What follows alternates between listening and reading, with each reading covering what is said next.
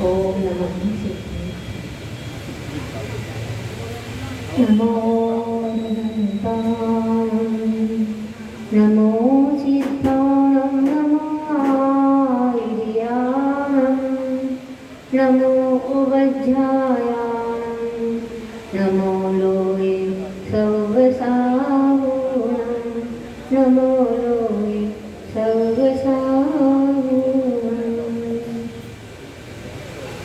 गोपाल निहारे विद्या गुरु न्यारे, तुमरे बिने हमरा कौन यहाँ। ओ पालन हारे विद्या गुरु न्यारे, तुमरे बिने हमरा कौन यहाँ। सोच धर्मधारी मूरत है प्यारी, सोच धर्मधारी मूरत है प्यारी, तुम्हारे दिन हमारा कौन यहाँ। सिवा तेरे न दूजा हमारा, सिवा तेरे न दूजा हमारा। तू ही देता है सबको सहारा, तू ही देता है सबको सहारा। भक्तों के प्यारे आंखों के तारे, भक्तों के प्यारे आंखों के तारे। चरणों में तेरे वंदन है मेरे, चरणों में तेरे वंदन है मेरे। तुम्हारे दिन हमारा कौन यहाँ, तुम्हारे दिन हमारा कौन यहाँ। ओ पालन हारे, ओ पालन हारे। पंच परमेश्वरी भगवान की, देवाधिदेव गजराज श्री कुंदरपुर के बड़े बाबा की, देवाधिदेव गजराज श्री पार्श्वनाथ भगवान की, दादा आचार्य ज्ञान सागर जी महाराज की, अनंत उपकारी नव जीवन प्रदाता आचार्य परमेश्वरी भगवान गुरुदेव विद्यासागर जी महाराज की, अनंत उपकारी आचार्य परमेश्वरी भगवान की, सुधासागर जी महाराज की, 3 कम 9 करोड़ महाराजों की, पुजारी का अनंतमती माता जी की, उत्तम शौच धर्म की, परिषण महापर्व की,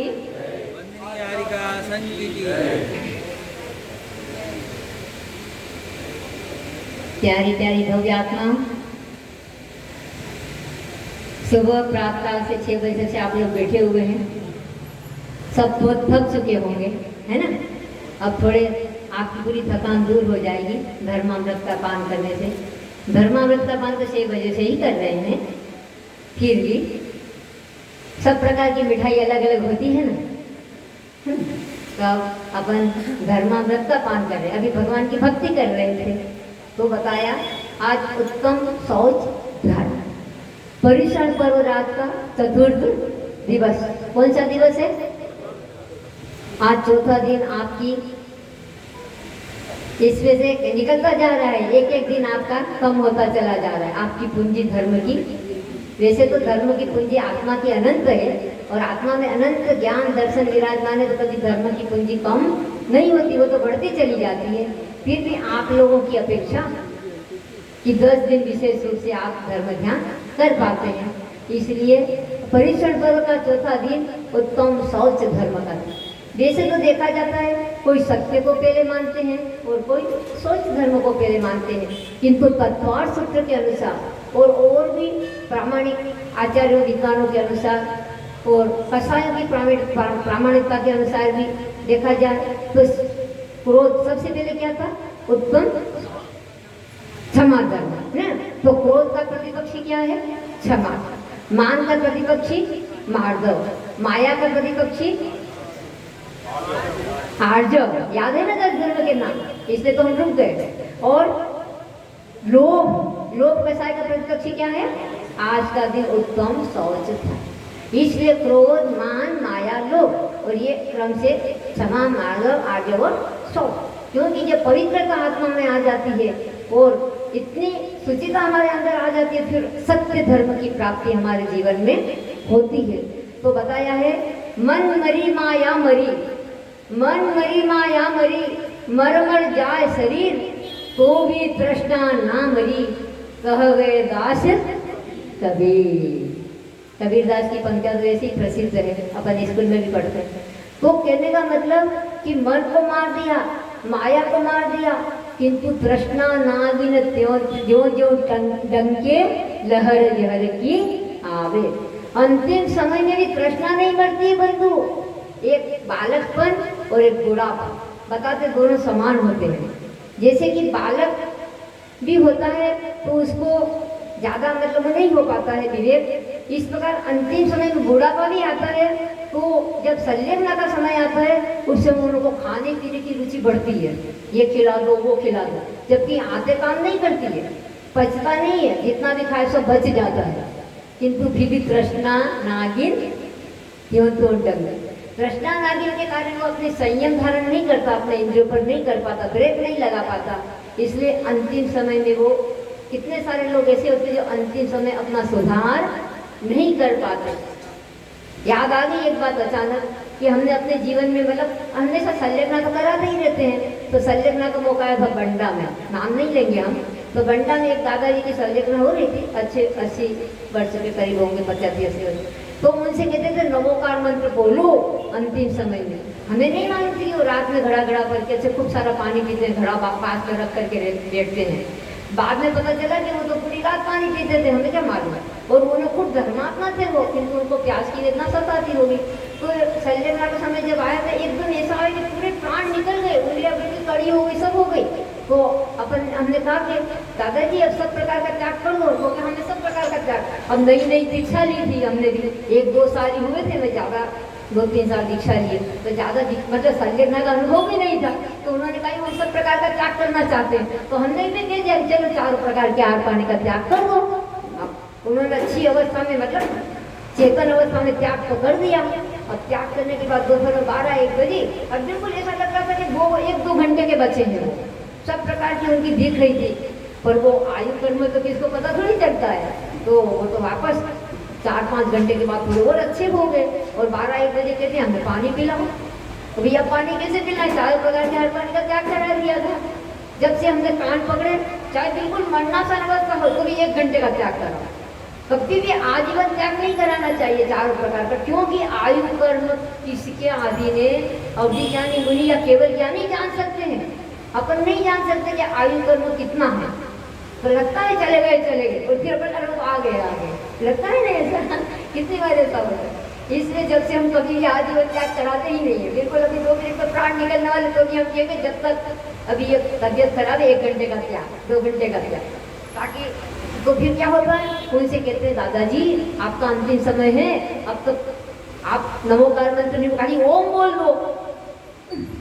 मेरे से नहीं बोला जाता, मेरा कंठ रुद्र मेरे से नहीं बोला जाता है। और इतना शब्द बोलेंगे पानी तो पिला दे रे, मतलब इतना बड़ा शब्द बोले। मैं ये कह रही देखो अपनी कर्म की विचित्रता, अनादिकाल के जीव के संस्कार, इतना बड़ा शब्द बोलने में आ रहा है, कंठ रुद्र है, पानी तो पिला दे रे, किंतु ओम बोलने में नहीं आ, ओम शांति को तो हमसे नहीं बोला जाता। ये स्थिति जीव की हो जाती है, क्योंकि अनादि से इसने क्या किया, पंचेंद्रिय विषयों का सेवन तो किया ही नहीं। इसलिए कि 10 लक्षण महापर्व आया है तो अपने को यही सिखा रहा है। ये जीव को ऐसे गाढ़ संस्कार डाल दे, 10 दिन के माध्यम से ही गाढ़ संस्कार अपने आत्मा में डाल ले कि अंतिम समय में भगवान की याद आए, गुरु की याद आए, दुकान की और पानी की याद न आए। ये तो एक बार ऐसा हुआ था कि खटिया में पिताजी बैठे हैं, चारों तरफ 4 बेटे थे, चारों बेटे बैठे हैं और बिल्कुल अंतिम समय जाने का।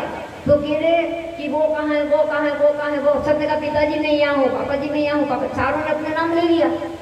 तो वो कहते अरे बुद्धो तुम चारों के चारों मेरे सामने खड़े हो, तो दुकान पर कौन बैठा है? बिल्कुल मरना से नवस्था, 2 मिनट बाद प्राण निकलने वाले, और वो कह रहे दुकान पर कौन बैठा, चारों के चारों मेरे सामने हो। ये दशा है। ये सब आंखों से देखते हैं ना, आंखों से हम लोग चित्र देखते हैं सब, तो लगता है कि भगवान ये आत्मा का सुधार होना कितना कठिन है, कितनी मोह की निद्रा जबरदस्त इस जीव के साथ लगी हुई है कि उसको मोह को तोड़ना बहुत ही कठिन है। इसलिए मैं आपको वहाँ ले जा रही हूँ कि देखो अपने को क्या करना है। इतने अवधि तक अपने शरीर की पूरी तो पोखे या सूखे जो धोवे त्यों मेली, पूरे इस शरीर को तो कितनी बार पवित्र कर लिया, बहिरंग शुद्धि तो अनेक बार कर ली, किंतु ये सोच धर्म क्या क्या क्या बता रहा है हमें कि हमें अपने अंतरंग की शुद्धि करना है। अंतर की शुद्धि कैसे करें? माता जी कौन सा पानी दे दो, हम अंतरंग की शुद्धि कर लेंगे घर जाकर, कोई इसमें जल की आवश्यकता नहीं है। अंतरंग शुद्धि के लिए क्रोध, मान, माया, लोभ, 4 कषाय का शमन करना है, 5 इंद्रियों का दमन करना है, और कषाय का शमन, इंद्रियों का दमन, तो होगा मोक्ष में गमन, है ना। इस प्रकार से अपने को कषाय का शमन करना है, और जितनी कषाय का शमन कर पाएंगे इतनी हमारी आत्मा का विकास होता चला जाएगा। इसलिए मैं आपको ये बताना चाहती हूँ कि अपने को क्या करना कि देखो, जब तक हमारे जीवन में संतोष नहीं आएगा, जब तक हमारा कल्याण होने वाला नहीं है। क्योंकि एक स्थान पर बताया है, गोधन गजधन बाजधन और रतन धन खान, जब आवे संतोष धन सब धन धूल समान। एक संतोष, हमारे संतोषी प्राणी कहते हैं ये तो बहुत संतोषी प्राणी, अगर संतोष धन आ गया सभी जो जितने धन है वो एक तरफ रह जाते हैं अपने जीवन में। तो मैं आपको ये बताना चाहूंगी कि देखो कैसे संतोष धन आ सकता है अपने जीवन में, और कैसे लोग प्रवेश हो सकता है। कितना हमारे घर में धन है, किंतु सामने अगर 500 रुपए की हरी हरी नोट दिख गई ना, तो फिर हमारे मुंह में पानी आ जाता है। मैं आपको वहीं पर ले जा रही हूँ पौराणिक कथानक की ओर, कि अपने आचार्यों ने कैसे कैसे बोधि समाधि निधान, जो प्रथमान योग होता है ना, वो बोधि समाधि का खजाना बताया गया। और एक सबसे पहले अपन प्रथम भूमिका में प्रथमान योग का अध्ययन करना चाहिए। जो ये 14 पुस्तक उसमें सब प्रथमान योग का विशेष रूप से वर्णन किया गया है। तो पहले अपन मतलब बोधि का समाधि ऐसा नहीं हुआ तो कहानी किस्सा राजा रानी की, इसमें क्या आत्मा की बात करो, हा क्या आत्मा में कैसा आनंद आता है, कुछ नहीं होता है बोलने से। कोई आत्मा में मैं शुद्ध हूँ, मैं बुद्ध हूँ, निरंजन हूँ, अरे अपन शुद्ध बुद्ध है, अभी कहाँ शुद्ध बुद्ध हो गए। एक बार ऐसा ही हुआ, एक व्यक्ति बार कहता था मैं शुद्ध हूँ, बुद्ध हूँ, शरीर अलग है, आत्मा अलग है, शरीर तो बिल्कुल अलग है, आत्मा अलग है, वेद विज्ञान की बात करो, क्या कहानी किस्सों की बात करते हो। शरीर आत्मा तो खाता नहीं है, पीता नहीं है, जो खाता है वो शरीर खाता है। अच्छा, मैं आप लोगों से पूछना चाहती हूँ कि शरीर खाता है कि आत्मा खाता है? शरीर खाता है। अच्छा, सबका ना एक ही मतलब शरीर खाता है, तो फिर मुर्दे को भी खाना चाहिए, इतना लंबा चौड़ा शरीर तो बड़ा है। कौन खाता है? भूख किसको लगती है?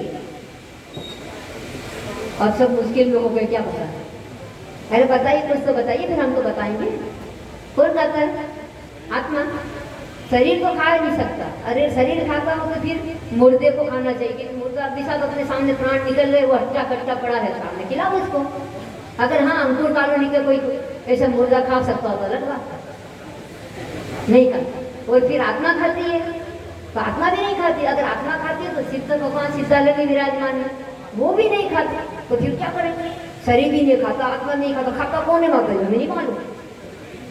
तो बंधुओं, बात ऐसी है कि जो अंदर में अनंत अनंत गुणों की धारी जो इस शरीर रूपी मकान में आत्मा रूपी राजा विराजमान है, तो आत्मा में अंतरंग में भाव होते हैं, एक स्वभाव और विभाव।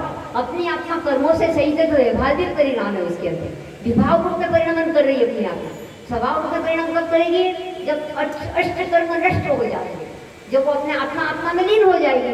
किंतु अभी तुम 18 दोषों से सहित है, 18 दोषों से रहित नहीं हुए हैं, तो वो आत्मा में विभाग को परिणाम होने के कारण भूख भी लगती है, प्यास भी लगती है, सर्दी गर्मी सब होता है। ये परिणाम कौन करता है?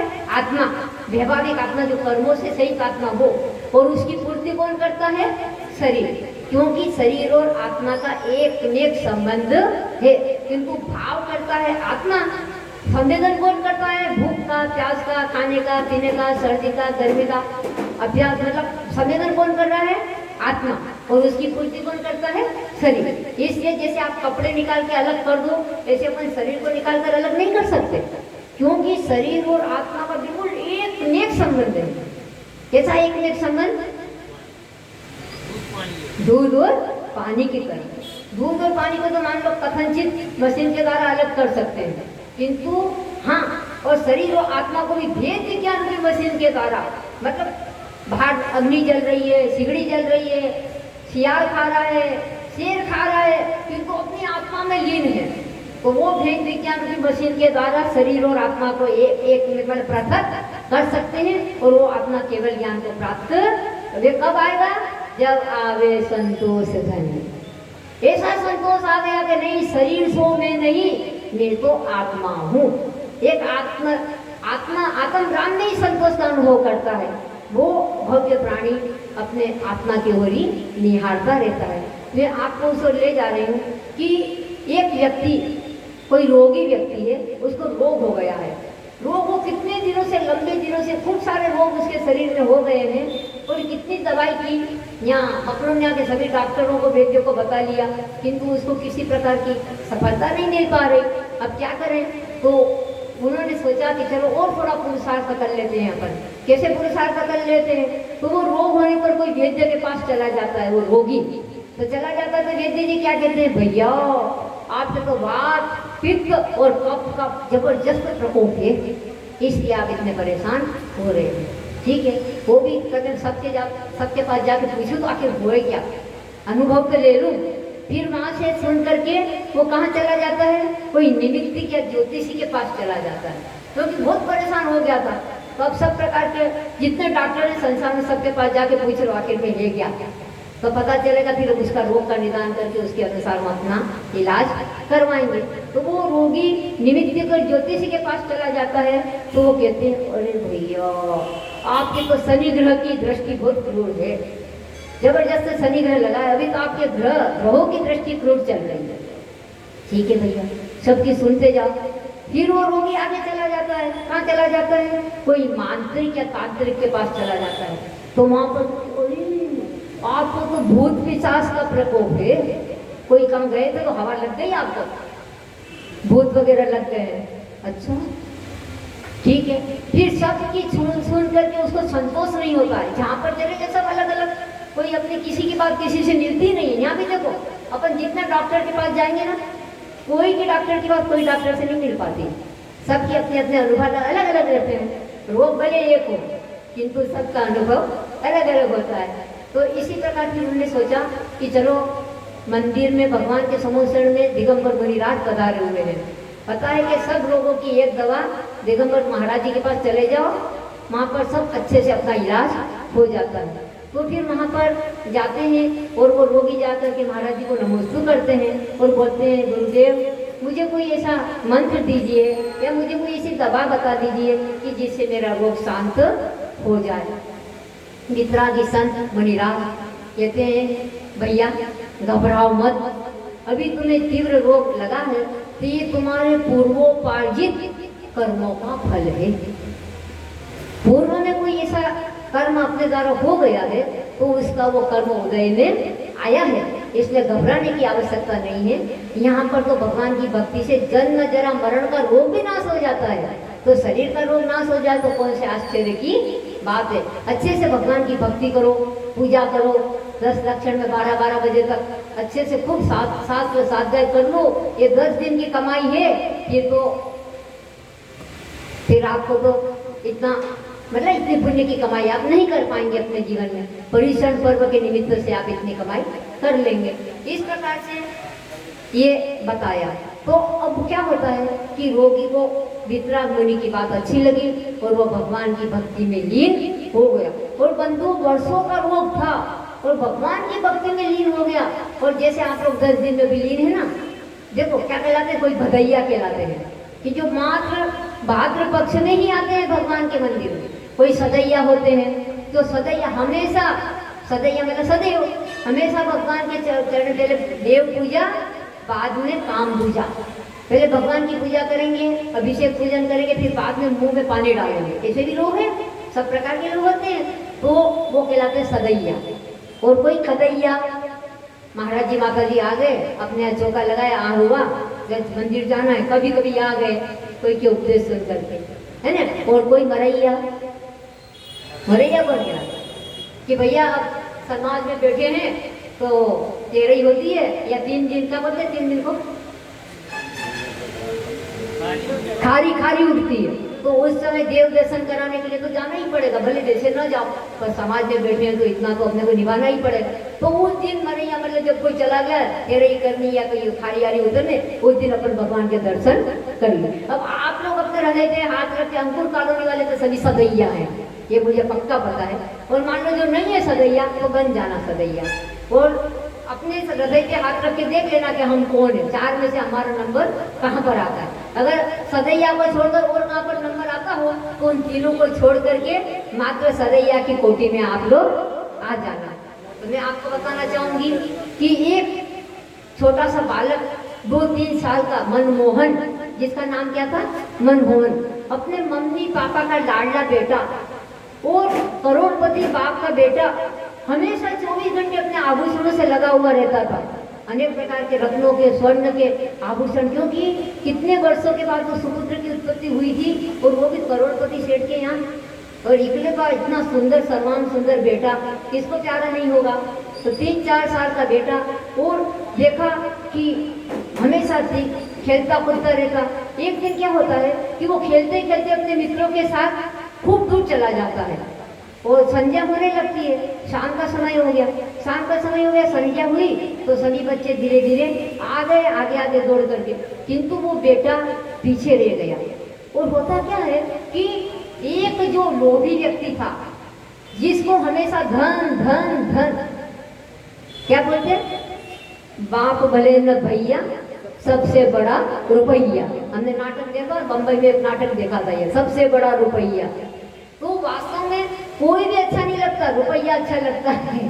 तो उस समय वो भी ऐसे लोभी व्यक्ति था, उसने देखा अरे ये बेटा 4-5 दिन से उसकी साथ में लगा था, ये बेटा इतने सारे आभूषणों को, लाखों रुपए के आभूषण उसके शरीर पे लदे हैं और ये रोज ऐसे घूमता रहता है, जाता रहता है बच्चों के साथ। एक न एक दिन तो इसको अपनी ओट में लेना है। उसकी दृष्टि 4-5 दिन से थी पर वो मौका नहीं मिल पा रहा। और एक दिन ऐसा हो कि बच्चों को खेलने में ज़्यादा मन लग गया, तो थोड़ा शाम का समय, संध्या का समय ज़्यादा हो गया और सब लोग आगे आगे आ रहे थे। वो बेटा छोटा सा बेचारा 3-4 साल का पीछे रह गया और उसकी दृष्टि, उनकी वही लोभी व्यक्ति की दृष्टि उसके ऊपर पड़ गई। आज अच्छा मौका है। और जैसे ही उसने देखा कि वो जा रहा है, सब बच्चों के साथ जा रहा है बेटा, तो वो पीछे से गया उसको पकड़ने के लिए। इतने में बीच में छोटी छोटी खुलियाँ रहती है ना, गली वगैरह, उसमें वो मुड़ गया और वो जो लोभी व्यक्ति था वो देख नहीं पाया कि कहाँ चला गया। और थोड़ा वो घर से उस दिन ज़्यादा दूर निकल गए थे, बच्चे खेलते खेलते निकल ही जाते हैं दौड़ते दौड़ते, तो ज़्यादा दूर निकल गया था तो वो चला कहाँ गया। इतने में क्या होता है कि वो जंगल का ऐसा स्थान था, तो वहाँ पे एक बूढ़ी माँ अपने घास का पूरा लेकर के उधर जा रही थी। तो उसने लोभी व्यक्ति ने कहा कि क्यों अम्मा जी, आपने इधर एक अच्छे आभूषण से लगा हुआ छोटा सा बेटा जाते हुए देखा? तो वो अम्मा अनुभव लोग रहते हैं, वो उन्होंने कहा इसकी नीयत खराब है। उन्होंने कहा नहीं, हमने नहीं देखा, जबकि उसको पता चल गया इसकी नीयत खराब है। तो उसने देखा था पर पहली बार क्या बता दिया, प्रथम बार हमने नहीं देखा। वो लोभी व्यक्ति कहता है 1000 का नोट, 1000 का हरा हरा नोट देंगे हम आपको, लो पकड़ो हाथ में। अगर आपने देखा हो तो बता दो कि वो बच्चा कहाँ गया। 1000 रुपये का नोट देख करके मन भी हरा हरा हो गया और उस बुढ़िया के मुंह में पानी आ गया और उसने बता दिया 1000 का रुपया मिले, 1000 रुपये से तो घास से कितने पैसे मिलते हैं, है ना। तो उसने कहा कि उधर वो गली है ना, उस गली के उस दूसरी गली में वो गया है बस। और वो तो बच्चा धीरे धीरे जा ही रहा था, इतना जल्दी कहाँ पहुंच गया। इतने भी वो जो लोभी व्यक्ति था जल्दी से जाके दौड़ लगाई और दौड़ लगा करके देख लिया कि हाँ अभी बच्चे का घर तो बहुत दूर है, वो इधर जा रहा है। जल्दी से उसको दबोच लिया, पकड़ लिया अच्छे से और पकड़ करके और कुछ घने जंगल में जहाँ वृक्ष बने, घने वृक्ष थे वहाँ ले गया और ले जा करके उनके पूरे आभूषण वगैरह उतारने लगा। ठीक है कि नहीं, पर आभूषण पहले नहीं उतारे, पहले तो कटार लगा करके उनकी गर्दन में मारने लगा कि अंकल अंकल मुझे क्यों मारते हो, मुझे क्यों मारते हो? क्योंकि मुझे तेरा पूरा धन चाहिए। आपको धन चाहिए तो पूरा ले लो अंकल जी, और इससे भी मेरे घर में खूब सारा धन भरा है। हमारे पापा के यहाँ बहुत बड़ी तिजोरी में धन ही धन भरा है, इससे भी डबल धन चाहिए तो हम आपको ला देंगे पापा अंकल जी, किंतु मुझे मारो मत, मुझे मत मारो। मेरे मम्मी पापा इंतजार कर रहे होंगे वहाँ पर, ऐसे भी रात का समय आ गया, संध्या ज्यादा हो गई है, आप मुझे छोड़ दो अंकल जी, छोड़ दो। आप जो कहोगे मैं सब कुछ घर से लाके आपको दे दूंगा, किंतु आप मुझे मत मारो। किंतु बंधु हो, जिसके अंदर लोभ सवार हो जाता है, जिसके अंदर पैसा दिख रहा है, उनको मानव का दिखता है, क्योंकि उसका अंदर का हृदय तो दानव का हो गया है ना, तो वो मानव उसको नहीं दिखेगा। वो बहुत चिल्लाता है, चीखता है, किंतु वो क्या, अरे भैया अगर ये बेटा अगर मैं तुम्हें छोड़ दूंगा तो मैं संसार में जिंदा कैसे रहूंगा? बात सही है ना, क्योंकि अगर इनको मैं छोड़ दूंगा तो फिर मेरी भी तो ऊपर रवाना हो जाएगी मेरी गाड़ी भी, तो मैं कैसे छोड़ूंगा? और वो खुद चिल्लाता रहा, किंतु एक नहीं सुनी उसकी, और कटार लेकर गर्दन पे प्रहार कर दिया। अंतिम सांस चलते चलते उसने कहा, देखो इसका नतीजा अच्छा नहीं होगा, आप भी इसका नतीजा भोगेंगे, समय पर आपको इसका फल मिलेगा। कर करके वो उसकी जीवन लीला समाप्त हो गई। बंधुओं मैं आपसे कहना चाहती हूँ, जैसे कि आचार्य ने लिखा है कि देखो इतना छोटा बेटा 4 साल का चिल्ला रहा है, करहा रहा है, किंतु धन के आगे उनके अंदर की संवेदना उसको पकड़ में नहीं आई। वो भी भगवान आत्मा था ना, तो बताते हैं, दूसरों की पीर पर नीर भेजा इन नैनों से, दूसरों की पीर पर नीर भेजा इन नैनों से, तो वो नीर नहीं मोती है, क्योंकि नीर ही तो मोती हुआ करता है सीप के मुख में। किंतु बंधुओं स्वयं की पीर मतलब पीड़ा, स्वयं की पीर पर नीर भेजा इन नैनों से, तो वो नीर नहीं किंतु विष है, क्योंकि नीर ही तो विष हुआ करता है सर्प के मुख में। आया समझ में? स्वयं अपनी गलती में और अपने रोने में तो सब रोते ही रहते हैं, अपने अंदर कोई भी परेशानी हो जाती है और अपने को शरीर में बुखार आ जाता, कुछ भी तो पूरे दिन रोते ही रहते, किंतु दूसरा व्यक्ति तड़प रहा है और उसकी तड़पन को देखकर उसके तड़पन को मिटाने का भाव होना। आचार्य भगवान महावीर भगवान ने कहा है कि दूसरे की पीर में जिनका गहल भर जाए, जिनका दिल बह जाए, वो मेरी दृष्टि में महावीर है। तो इसलिए हमें क्या करना चाहिए? ये सोच धर्म में ये शिक्षा दे रहा है कि एक प्राणी तू धन जड़ धन का लोभ मत कर, किंतु सामने वाले की संवेदना को देख, और उसके प्राण जैसे तेरे प्राण है ऐसे सामने वाले की भी प्राण है। आप मंदिर में आ रहे हैं, सामने रास्ते में कोई कुत्ता बिल्ली तड़प रहा है, तो आप पूजन बाद में कर लेना, भले 10 लक्षण पर्व भी है, आपकी पूजा कहाँ नहीं जा रही, आपके भगवान जी भी विराजमान है, वो कहाँ भी नहीं जा रहे, किंतु वो व्यक्ति का तो एक एक क्षण बहुमूल्य है। उस समय आपने सब छोड़ करके और बीच बाजार में शर्म भी नहीं खाने, केवल धर्म रहे या धर्म रहे, अपने को धर्म के नाते कोई व्यक्ति तड़प रहा है, चाहे बिल्ली हो, चाहे कुत्ता हो, चाहे चौवा हो, पंचेंद्री सैनी है वो, उस समय आप सब छोड़ के एकाग्रता से उनको नमोकार मंत्र सुना देना। अगर आपने नमोकार मंत्र सुना दिया और 5 मिनट में उसका प्राण चला गया तो नियम से वो स्वर्ग में चला जाएगा। आप लोगों ने सुना जीवनधर कुमार का नाम? जीवनधर कुमार ने कुत्ते को नमस्कार मंत्र सुनाया था, वो कुत्ता क्या हो गया? मर करके स्वर्ग में देव हो गए। और वो जीवनधर कुमार को कुत्ते को लेकर बैठे ही हैं अभी, और वो देव आ जाता है इतना लंबा चौड़ा बन करके। जीवनधर कुमार कहते तुम कौन हो? ये कहता मैं यही हूँ। हाँ, आपका इतना महान उपकार हुआ है प्रभु, मैं इतनी नीच पर्याय में थी, इतनी नीच पर्याय में था, किंतु मुझ कुत्ते की शान की पर्याय में आपने दया करके, परोपकार करके, अपने धर्म का लोभ, धन का लोभ, दुकान का लोभ छोड़ करके मुझे आपने नमोकार मंत्र सुनाया। उस नमोकार मंत्र के प्रभाव से मैं इतना बड़ा यक्ष जाति का देव बन गया। माता जी 20 बाजार में कैसे सुना है? कोई मंदिर आ रहे, कोई तड़प रहा, लोग क्या कहेंगे? अरे लोग क्या कहेंगे, ये कसाय छोड़ो, ये कौन सी कसाय है? 25 कसाय तो होती है, 26वीं कसाय है कि लोग क्या कहेंगे। अपने को ये नहीं देखना उस आत्मा को ऊपर का तड़प रहा जो गंदा मेरा शरीर भी नहीं देखना, अपने को उसकी आत्मा की ओर दृष्टिपात करना, उसकी आत्मा झक झक झक झक स्फटिक मणि के समान झपमान हो रही है, और ऐसी आपका जो रात्रि दृष्टिपात होगा तो उसका भी कल्याण हो जाएगा। बेचारा वो कहाँ कुत्ते की प्रयास से कब निकलता, अपन ने उसका कल्याण अपने निमित्त से उस जीव का कल्याण हो गया। हमेशा ध्यान रखना, 50 बार कोई अपना देरी भी है और अपने से नहीं बोल चाले और वो तड़प रहा है, अपन बिना बुलाए चले जाना, उसकी संलेखना अच्छी करा देना। अपने को क्या व्यक्ति से काम है, हमको उनके प्राण, उनके आत्मा, भगवान आत्मा से काम है। हमें वो शरीर से काम नहीं है, पर्याय से काम नहीं है, उसकी भगवान आत्मा से हमें लेन देन कि उसकी आत्मा का उद्धार हो जाए। बताते हैं ना, पर्याय मूढ़ता के कारण, इधर उधर नहीं देखो, सामने देखो एकाग्रता से। पर्याय मूढ़ता के कारण तुम तो अनादि से भटक रहे, तुम आत्म विपर्य होकर ही चौगति में ओंधे लटक रहे। पूर्ण योग से नरभव पाया, कितना अनंत अनंत पुण्य किया जब ये योग मिला मनुष्य को, फोकट में नहीं मिल गया बंधु आपको। पुण्य योग से नरभव पाया किंतु न पाई मानवता, इसीलिए दुख सहे हजारों गर्भ जन्म एवं शिशुता। 84 लाख योनि में आज हम इतना कष्ट उठा रहे हैं, इसका कारण क्या है? स्वयं के परिणाम। संयम के परिणाम से यदि नरक का द्वार खोल लेता है और संयम के परिणाम से यदि स्वर्ग का और मुक्ति का भी द्वार खोल लेता है, नर से नारायण बन जाता है और नर से मुक्ति को भी प्राप्त कर लेता है। ये संयम के परिणाम ही कारण है, कोई दूसरा व्यक्ति इसमें कारण नहीं है। अब इधर क्या होता है, अपन चले उसी के स्थान पर कि वो बेटा तो चला गया और वो जीव जो लोभी व्यक्ति वो अपने घर पूरे आभूषण जितने लदे थे पूरे उतार कर लेकर के अपने घर रात्रि में चला गया। और इधर क्या होता है, माता पिता कुछ रात की 8 बज गई, अभी तक मेरा बेटा नहीं आया है, चारों ओर नौकर चाकर को घुमाया, आखिर बेटा गया कहाँ?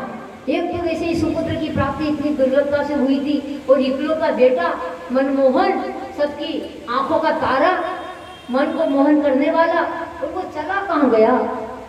खूब रात में 11-12 बजे तो चारों तरफ खोज करने के बाद कोई नौकर लोग लाए और एक उनको शव को लेकर के आए, कहाँ झाड़ियों में उधर डला होगा तो पहचान तो लिया। और जैसे ही उस बेटे को देखा, माता पिता के को शोक का पार नहीं, क्यों नहीं लगेगा? सबको अपने हृदय का टुकड़ा लगता है बेटा, उनके रोने का पार नहीं। अब बंधु ये खास बात देखो, मायाचारी और लोग कि जो व्यक्ति लोभी व्यक्ति था, जो बेटे को मार करके इतना धन लाया था, वो कौन था मालूम? उसी सेठ का पड़ोसी था, और कोई नहीं था। कौन था? उसी सेठ का पड़ोसी। और पड़ोसी ने सुना कि रोने की आवाज आ रही जोर जोर से, तो वो भी चला गया। ओह क्या हो गया, क्या हो गया? अरे हमारा बेटा क्या पता किसने, किसकी नीयत बुरी हुई, अरे जिनको धन चाहिए था हमारे पास से ले जाते, हमारे बेटे को तो नहीं मारते कम से कम। तो वो भी जोर जोर से बोलने लगा। ये कहलाती मायाचारी, मान और लोभ। अब आप सेम उनके साथ जोर जोर से रोने लगेंगे तो कोई समझेगा कि आपने ऐसा काम किया? बताओ, समझेगा? मन ने कुछ, वचन ने कुछ और करे कुछ। स्वयं ने उस बेटे का मतलब मर्डर किया और आकर के जोर जोर से रो रहा है, स्वर में स्वर मिला करके। अरे कौन था ऐसा, किसने ऐसे बेटे को ऐसा काम कर दिया, बेटे का मर्डर कर दिया? भगवान ऐसा किसी का न हो करके कर। पर मन में तो आत्मा तो कह रही है कि मैं तो हूँ वो पापी, क्या करें? कोई बात नहीं, हो गया, समय निकल गया ये भी। अब वो क्या होता है कि थोड़ा समय निकलते निकलते उन्हीं के घर में, उनके घर में भी पुत्र नहीं था, किंतु वो जो पुत्र को जो मारा था ना, वो ही पुत्र उन्हीं के यहाँ पड़ा, वो जीव। अब तो जीव रहा, शरीर तो चला गया। तो पड़ोस में भी पुत्र की मतलब वही आत्मा की उत्पत्ति वहाँ पर थी। कहाँ पर? उनके घर में। और वहाँ पर वो बेटे ने जन्म लिया, वो बच्चा 22 वर्ष का हो गया, खूब सुंदर कन्या से उसकी शादी की गई। और उससे तो वो धनवान तो हो ही गया था, क्योंकि इतना सारा माल उसको मिल गया था। तो वो और भी अपना व्यापार वगैरह किया और खूब लखपति वो पड़ोसी बन गया था धन के कारण।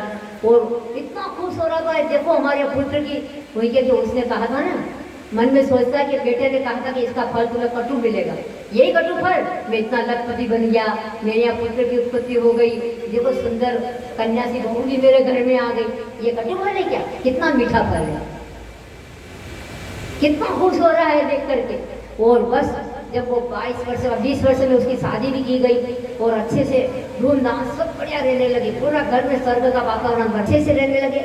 अब वो बेटा 25 वर्ष का हो गया और हो गया, इसके बाद क्या हुआ, अचानक उस बेटे के उदर में, पेट में दर्द शुरू हो गया।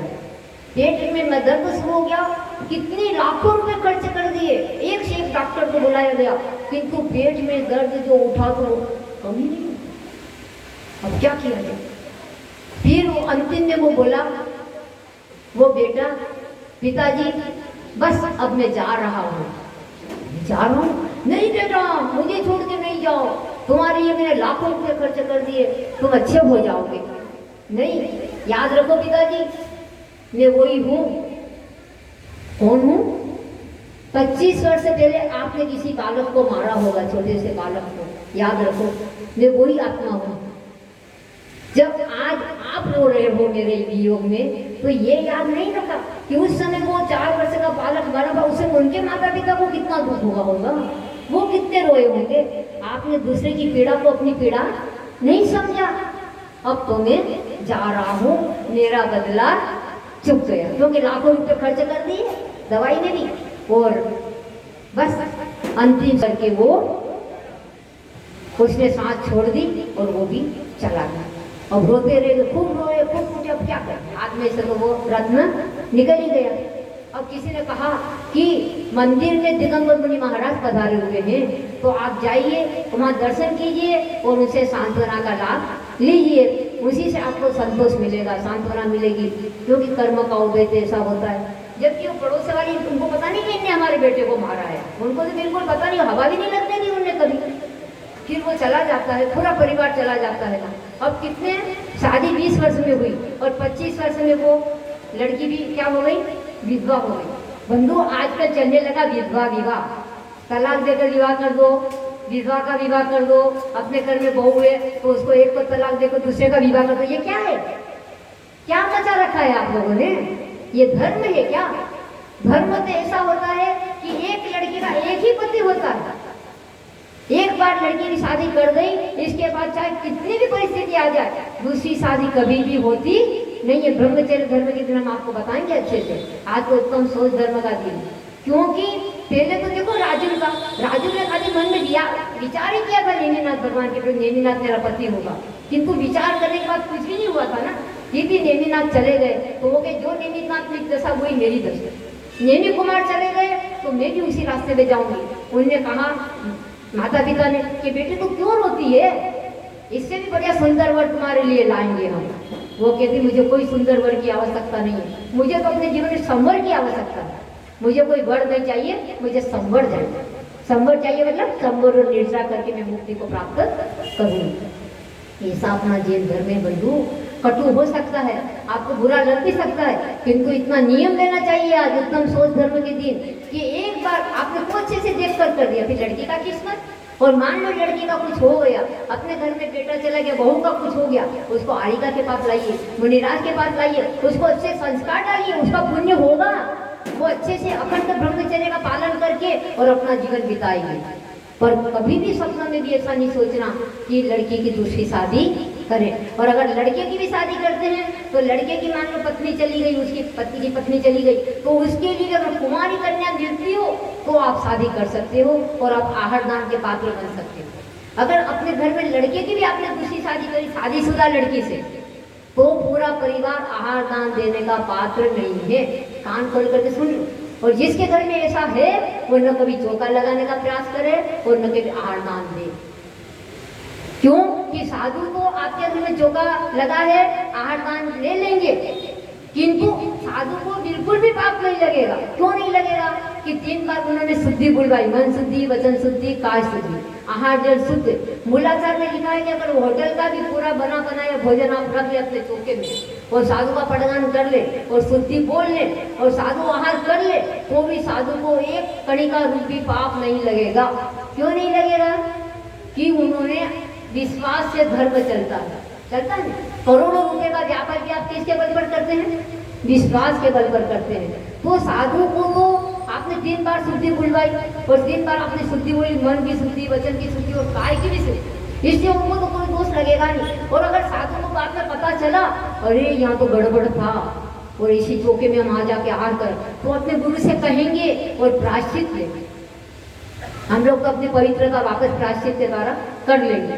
किंतु जिसने आहार दान के लोभ में ऐसा काम किया, उसका तो भले वर्तमान में आहार दान का लोभ लेकर कर लिया, किंतु उसका भविष्य अच्छा नहीं होगा। ये भगवान की आज्ञा है। और अगर आपको आहार दान देना है जीवन भर, और मान लो आपके लड़की ने कोई ऐसा काम कर लिया भागवत में, जो कि बाहर तो पढ़ते हैं विदेशों में, आप तो बहुत धर्मात्मा, तो आप कह दो बेटा बेटी से, अगर आपको इस प्रकार का काम करना है, जन्नत तक यहाँ जाना है, जाओ, किंतु तुम्हारा हमारा कोई संबंध नहीं रहे। ऐसे भी कहने कितने सारे वर्तमान में कि तुम्हारा हमारा आज से ना तुम मेरा बेटा हो, ना आज से तुम मेरी बेटी हो, क्योंकि तुम्हारे कारण मैं आहार दान से वंचित नहीं रह सकता। मैंने पूरे जीवन में धर्म ध्यान किया है, तो मैं तो अपना धर्म दान छोड़ूंगा नहीं। जब तुमने अपने माँ बाप की इज्जत नहीं रखी, तुम्हें लाखों रुपए खर्च करके पढ़ाया, इसलिए पढ़ाया था कि तुम हमारे इसमें खानदान में आके कलंक लगाओ, और तुमने हमारे माँ बाप को, मतलब माँ बाप को नहीं सोचा, तो हम भी तुम्हारे बारे में कुछ भी सोचेंगे नहीं। कितने परिवार ऐसे मिलेंगे कि वो कहेंगे जाओ, तुम्हारा हमारा कोई संबंध नहीं, और वो ठाड़ से अपने धोखा भी लगाएंगे, आहार दान भी देंगे, किंतु जो लड़का और लड़की ने इस प्रकार का काम किया, वो उनके घर में कभी भी आएंगे नहीं। इस प्रकार का संबंध अपने को करना पड़ता है। ये तो सब चलता है भेड़िया चाल, ऐसा नहीं चलता है यहाँ। धर्म में नहीं चलेगा, भले आपके समाज में सब चल जाए, किंतु धर्म में तो जो भगवान की आज्ञा है वही अपने को पालन करनी होगी, क्योंकि हम लोग भी ढील देंगे तो हमें भी पाप लगेगा। भगवान की आज्ञा, आदम की आज्ञा के अनुसार हमें भी चलना है। इसलिए आप बुरा नहीं मानना कि माता जी आज ऐसा क्यों कह रही, माता जी कटु कटु शब्द बोल रही है। मैं कटु शब्द नहीं बोल रही, जो गुरु की आज्ञा है, जो भगवान की आज्ञा है, वही मैं आपके सामने बता रही हूँ। तो आप सतर्क हो जाइएगा। कितने लोगों को ऐसा पता ही नहीं चलता कि माता जी ऐसा होता है क्या? हाँ, ऐसा होता है। इसे वो बाद में कहते हमें क्या पता था कि ऐसा होता है, तो हम आहार दान नहीं दे पाएंगे, हम कुछ भी धोखा नहीं लगा, ऐसा होता, हम करते ही नहीं। ऐसे भी लोग होते, पता नहीं चलता, स्वाध्याय वगैरह नहीं कर पाते हैं। तो इसलिए सभी स्वाध्याय कीजिएगा, एक एक कार्टून अपना खरीद के ले जाइए अपने घर में, और अच्छे से वो भी गिनती के आए हैं, अच्छे से स्वाध्याय कीजिएगा। आपको पता चलेगा कि कहाँ पर दोष है और कहाँ पर गुण है।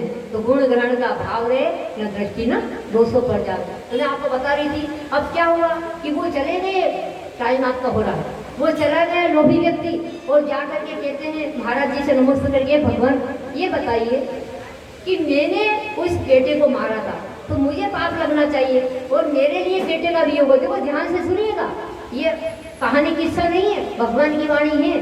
कहानी किस्सा पसंद करते ही नहीं, जो पौराणिक कथानकों से उसी को लाते हैं यहाँ पर भी। तो उन्होंने कहा कि भगवान मैंने पाप किया, मैंने बेटे को मारा लोभ के कारण, तो ठीक है मेरे को बेटे का वियोग हुआ, किंतु मेरी पत्नी ने और मेरी पुत्र बहू छोटी सी 5 साल की है, अभी शादी करके 5 वर्ष हो गए, इनका कौन से पाप कर्म का उदय था कि ये ऐसी छोटी उम्र में विधवा हो गई। और ये हमारी मतलब इनकी मेरी माँ, मतलब मेरी पत्नी बेटे की माँ को बेटे का वियोग हो गया, माँ को बेटे का वियोग हो गया। इन्होंने कौन सा पाप किया था? मैंने पाप किया था, मुझे पाप का फल मिलना चाहिए। दिगंबर मुनिराज अवधि ज्ञानी थे, उनको सब अवधि ज्ञान से झलक रहा था।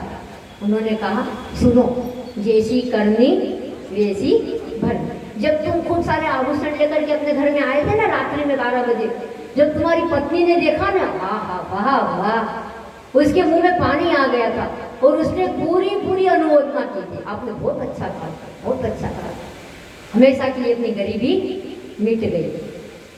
तो कृतकारित अनुमोदना का मन वचन का है, कृतकारित अनुमोदना का बराबर पाप लगता है बंधु, ध्यान रखना। तो तुम्हारी पत्नी ने, जब तुम इस प्रकार का मर्डर करके आए थे धन लेकर के, तो पत्नी को पता चला, तो पत्नी ने विरोध नहीं किया, किंतु उन्होंने अनुमोदना करी, आपकी प्रशंसा करी। इसलिए इसके लिए भी पुत्र का वियोग हुआ, क्योंकि कृतकारित अनुमोदना, उसने अनुमोदना करी थी, तो अनुमोदना का भी पाप बराबर लगा। ठीक है, अच्छा भगवान मेरी पत्नी और हमें दोनों को पाप लगा, पर इस पुत्र वधू का क्या काम? इस पुत्र वधू का कौन सा पाप का उदय है? ये तो दूसरे के घर की बेटी थी, हमारे घर में आई है, इतनी अच्छी हंसती कुछ छोटी सी 25 वर्ष की उम्र, इसका जीवन कैसे जाएगा? क्योंकि ये तो नियम है कि एक बार शादी हुई, बेटा चला गया, दूसरी शादी करने का कोई सवाल ही उठता ही नहीं है। तो धर्म के अनुसार है, तो आजकल की रूढ़ी चल गई है, बाकी पहले तो ऐसा कभी होता ही नहीं था। तो इसका कौन सा कर्म का उदय कि इसको इतनी छोटी उम्र में पति का वियोग, विधवत्व, पूरा जीवन उसको बिना पति के रहना पड़ेगा, विधवा जीवन बिताना पड़ेगा। अवधि ज्ञानी मुनिराज कहते हैं याद रखो बेटा, जिस दिन आपने एक बच्चे को पकड़ा था 4 वर्ष का उस समय आपको कोई मिला था क्या? किसी से रात का पूछा था आपने? हाँ याद कर, हाँ पूछा तो था। किससे पूछा था? एक घास लेकर के एक बुढ़िया जा रही थी, उसको पूछा, उसने बताया था। हाँ बस समझ जाओ, वो बुढ़िया का जीव ही मर करके फलाने सेठ की उत्पन्न हुई वो लड़की के रूप में, और वही बुढ़िया का जीव आकर के आपके घर में पुत्र बधू बना। क्यों? कि उस बुढ़िया ने मात्र 1000 रुपए के लालच में एक पंचेंद्री चेनी की हत्या कर। अरे वो कहता क्या, मैं बुढ़िया कहती है मैं नहीं चाहिए तुम्हारे पैसे वैसे, हम नहीं बताते। तो क्या होता? आज वो बेटा बच जाता ना। कोर्ट में आप जज के सामने ऐसा एक शब्द बोलो कि उसको प्राणों की सजा मिल जाए, ऐसा सत्य भी नहीं बोलो। और उस समय अगर झूठ भी बोलने का मौका है और प्राण बच रहे तो झूठ बोल दो कि नहीं कोई बात नहीं, इसने ऐसा नहीं किया, बोलते ऐसा हो गया, इनने कुछ नहीं किया। उसके प्राण बचा लो, आपको महान पुण्य का पद होगा। मान लो आपका बेटा चला गया और दूसरे बेटे के लिए प्राणों की सजा हो रही है, और हो सकता है उसके हाथ से ही वो मरा है, वो भी आपके तो नहीं इसने मेरे बेटे को नहीं मारा। क्यों? अपना बेटा तो चला ही गया है, अब दूसरे की माता का बेटा अपन क्यों छीने? अपन तो रो ही रहे, तड़प रहे। उनकी माता पिता को देखो, कम से कम वो तो न तड़पे। तो ये तो नहीं वो हो गया, कुछ ऐसा हो गया था, हो गया होगा, इसने नहीं मारा। अगर आपने झूठ बोल दिया तो भी आप महान पुण्य के भागी हैं, क्योंकि आपने एक पंचेंद्री भावी भगवान आत्मा की रक्षा करी। अपने को बदले की भावना नहीं रखनी चाहिए ऐसे समय में। तो बस महाराज जी ने कहा, इतना भबक कर रोने लगा, कहने लगा भगवान क्षमा करना, जैसी करनी वैसी करनी। आज से मैं उत्तम सोच धर्म को धारण करता हूँ, जो क्रोध मान माया लोभ चारों प्रकार की कसाय का मैं त्याग करता हूँ प्रभु। अब कभी भी ऐसी कसाय अपने जीवन में नहीं करूँगा और ऐसा पाप अपने जीवन में नहीं करूँगा। ऐसा करके भगवान के सामने जीवन करने के लिए नियम ले लेते हैं वो सब सेठानी लोग, और उसको भी बहू को ब्रह्मचर्य दिला देते हैं कि आज जीवन अब इसका ब्रह्मचर्य व्रत रहेगा, वो अच्छे से अपना पालन व्रत का पालन करते हुए जैन धर्म का अपना धर्म का पालन करते अपना जीवन बिताएगी। हम उनकी रक्षा करेंगे और हम सब कसाय का त्याग करें। तो बंधुओं, ये है जैन धर्म और ये है उत्तम शौच धर्म। समय आपका हो गया है, तो मैं आपको ये बताना चाहूंगी कि कभी भी जड़ धन की लालच में चेतन का वध नहीं करना। ये चेतन पत्रिका है, ये चेतन आत्मा है। ये चेतन आत्मा क्या पता बड़ा होकर 1-2 में मोक्ष चली जाएगी, मुक्ति प्राप्त कर लेगी, मुनि बन जाएगी, आरिका बन जाएगी। इसलिए वो चेतन आत्मा की सुरक्षा हमेशा करना। चाहे अपना लाखों रुपए का नुकसान होता हो तो लाखों रुपए का नुकसान भी सहन कर लेना, किंतु अगर एक जीव का मान लो उनको जीवन दान मिल रहा है तो उस जीवन दान को जरूर आप मुख्य बनाना। इसलिए अब मैं ये कहूँगी अंत में कि मारना है तो कामनाओं को मारो, मारना है तो कामनाओं को मारो। अगर लड़ना है तो कर्मों से लड़ो। किससे लड़ो? कर्मों से लड़ो। अगर लड़ना है तो कर्मों से लड़ो, और देखना है तो अपने आप को देखो, अपनी आत्मा को देखो ना। आदहिदम कादवम, अपनी आत्मा को देखो। दूसरे को देखने से क्या मिलेगा? कुछ नहीं मिलेगा। तो देखना है तो अपनी आत्मा को देखो, और खाना है तो गम खाओ, और खाना है तो गम खाओ और कम खाओ। अगर डॉक्टर के पास नहीं जाना है तो कम खाना चाहिए, अगर डॉक्टर के पास जाने से बचना है तो कम खाना चाहिए, है ना।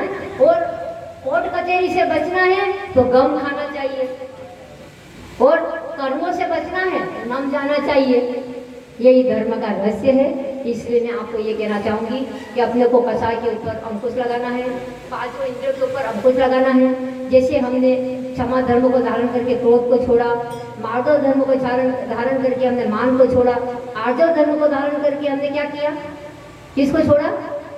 मायाचारी को छोड़ा। और आज उत्तम सोच धर्म को हमने अपने हृदय में धारण करके लोभ कसाय को छोड़ा।